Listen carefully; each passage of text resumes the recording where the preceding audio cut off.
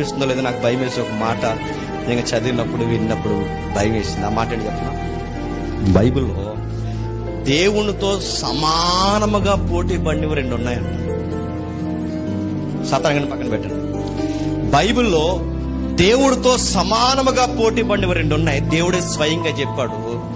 ఆ విషయంలో జాగ్రత్త. ఒకటి, నాకు సిరికి దాసులు ఉండదు. ఏంటంట? నాకు సిరికి దాసులు ఉండదు. నెక్స్ట్, మీ కడుపే చెప్పండి మీ దేవుడు. దేవుడితో ఎగ్జాక్ట్ తూకం వేసింది ఏంటి? సిరి.